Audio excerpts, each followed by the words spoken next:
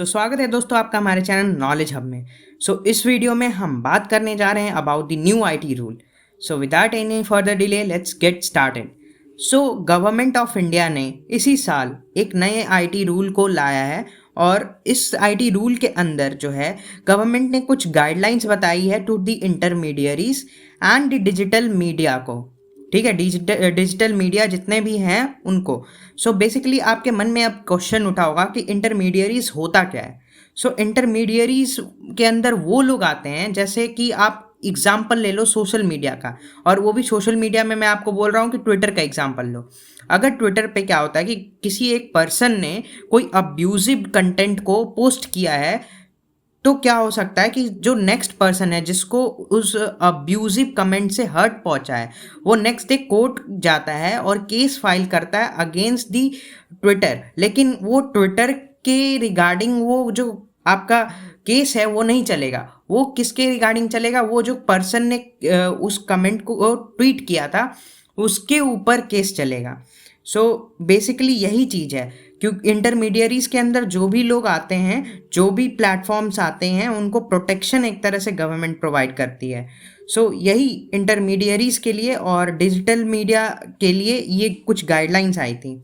और ये जो है आईटी रूल आपका कब फॉर्म हुआ है? ये फॉर्म हुआ है ऑन 25 फरवरी 2021। और ये 3 महीने दिए गए थे इसके बाद कि आप इस गाइडलाइंस को इम्प्लीमेंट करें। ठीक है, और लास्ट डेट जो है वो ख़त्म हो गया था ऑलरेडी ऑन मई 25 मई तक टाइम दिया गया था कि आप इस सारे गाइडलाइंस को इम्प्लीमेंट करें।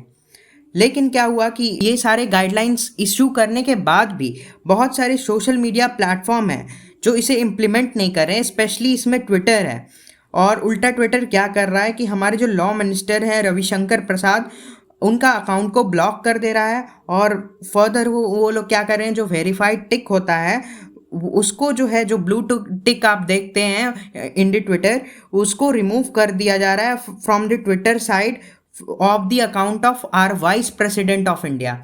यानी हमारे जो वाइस प्रेसिडेंट है वेंकैया नायडू, उनके ट्विटर अकाउंट से, उनके पर्सनल ट्विटर अकाउंट से ये वेरीफाइड टिक हटा दिया जा रहा है।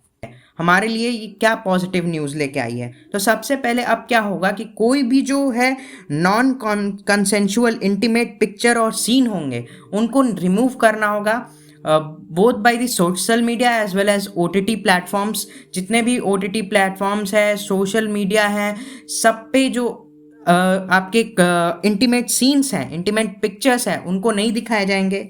सेकंड जो है कंप्लायंस रिपोर्ट को पब्लिश किया जाएगा। अब आप पूछेंगे ये कंप्लायंस रिपोर्ट क्या होता है? ये एक डॉक्यूमेंट प्रोड्यूस किया जाता है ये शो करने के लिए कि आप जो है रूल्स को फॉलो कर रहे हो। ठीक है, तो ये बेसिकली कौन करता है? ये एक ऑडिटर जो है ऑडिट करके एक कंप्लायंस रिपोर्ट को जारी करता है। तो अब जो है सेकंड चीज़ में क्या है पॉजिटिव न्यूज़ की, जो आपके जो ये सोशल मीडियाज़ हैं और जो अदर मीडिया प्लेटफॉर्म है, इसका कंप्लायंस रिपोर्ट पब्लिश होगा ताकि ट्रांसपेरेंसी इंक्रीज हो। तीसरा इसमें क्या होगा कि अब जो है इंडियन रेसिडेंट का जो है अपॉइंटमेंट होगा as the nodal officer, grievance officer and compliance officer. ठीक है, और फिर जो चौथा चीज़ वो होगा वो है कि सोशल मीडिया प्लेटफॉर्म को ये बताना पड़ेगा गवर्नमेंट को, जब भी उनसे पूछा जाए कि जो ये कंटेंट है ये सबसे पहले कौन जनरेट किया था। जैसे होता है ना, व्हाट्सएप में एक कंटेंट कोई किसी ने जनरेट किया, उसको फॉरवर्ड किया जाता है, बहुत बार फॉरवर्ड हो जाता है, तो पता नहीं चलता है कि कहाँ से ये आया था। तो अब जो है जितने भी सोशल मीडिया प्लेटफॉर्म है उनको एक रिकॉर्ड रखना पड़ेगा कि जो पहली बार जो है ये कहाँ से जनरेट हुआ था, किसने इसको जनरेट किया था। और फिर जो पांचवा जो है वो है कि disputes resolution mechanism for content removal, उसको जो है सेट करना पड़ेगा जितने भी सोशल मीडिया प्लेटफॉर्म है, ओटीटी प्लेटफॉर्म है। देन सिक्स्थ है कि adding label whether the content is advertise, labelled और स्पॉन्सर्ड। यानी कोई भी जब आप कंटेंट देख रहे हो उसके पहले आपको एक लेबल लगा हुआ मिलेगा कि ये जो कंटेंट है इसमें एडवर्टाइजमेंट है या नहीं है, और ये स्पॉन्सर्ड वीडियो है या नहीं है। तो ये लेबल आपको पहले लगा हुआ देखने को मिलेगा। अगर कोई भी ऐसा कंटेंट जो नेशनल यूनिटी के लिए थ्रेट है तो उसको तुरंत उस कंटेंट को जो है 36 घंटे के अंदर जो इंटरमीडियरीज हैं, इंटरमीडियरीज यानी जिसको प्रोटेक्शन दिए हुए गवर्नमेंट ने, जैसे कि ट्विटर को मिला हुआ था लेकिन बाद में इसको हटा दिया गया क्योंकि उन्होंने गलत हरकत कर दी थी। हमारे लॉ मिनिस्टर की जो अकाउंट है उसको उन्होंने ब्लॉक कर दिया था। तो जब ये सब हरकत ट्विटर के द्वारा किया गया तब उनसे ये जो स्टेटस है ले लिया गया वापस। वैसे आपको बता दें कि फेसबुक, व्हाट्सएप और बाकी सारे मीडिया प्लेटफॉर्म के पास अभी ये इंटरमीडियरीज का जो स्टेटस है वो है। सो इंटरमीडियरीज को क्या करना है इसमें कि जो कंटेंट है उसको रिमूव कर देना है 36 घंटे के अंदर अगर वो नेशनल थ्रेट है। नाउ अब इसके रिगार्डिंग इश्यूज क्या खड़े हो रहे हैं?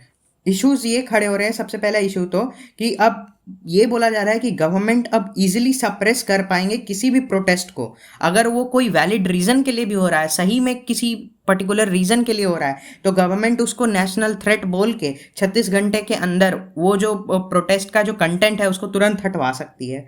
दूसरा, आपका फ्रीडम ऑफ स्पीच जो है वो सप्रेस किया जा सकता है गवर्नमेंट के द्वारा।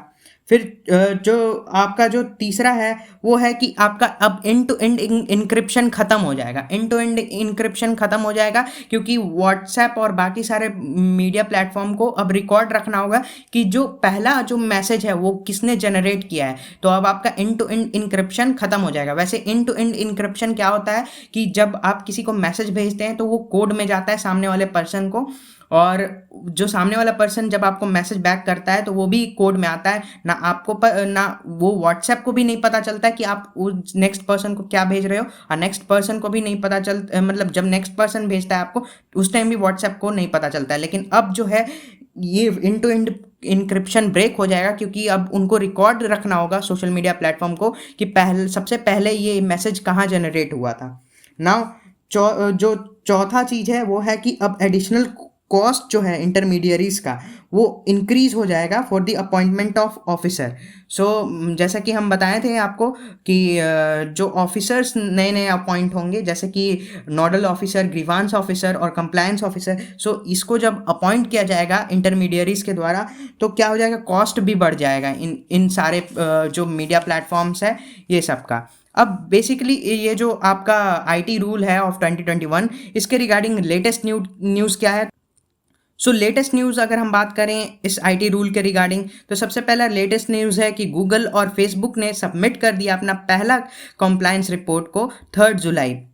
लेकिन अभी भी क्वेश्चन वहीं पे है फॉर दी ट्विटर कि क्या वो भी ऐसा करते हैं या नहीं करते हैं, क्योंकि जो रिसेंटली ट्विटर के ग्रीवांस ऑफिसर ने क्या किया है कि उसने रिज़ाइन कर दिया है, जो कि एक इंडियन था। अब पता नहीं वो उन्होंने मजबूरी में किया या उनको उनके ऊपर प्रेशराइज करके किया गया, पर ये पता नहीं। और उनके बदले ट्विटर ने क्या किया, एक नए ग्रीवांस ऑफिसर को अपॉइंट किया जो कि अमेरिकन ओरिजिन के हैं, जबकि हमारा रूल क्या कहता है कि जो इंडियन ओरिजिन के ऑफिसर्स को अपॉइंट करना है। लेकिन ट्विटर क्या किया, एक अमेरिकन ओरिजिन की जो आपके ग्रीवांस ऑफिसर है जिनका नाम है जर्मी कैसल, उनको अपॉइंट किया गया जो कि कैलिफोर्निया से बिलोंग करती हैं। So with that, thank you and I hope you like this video. Don't forget to like and subscribe.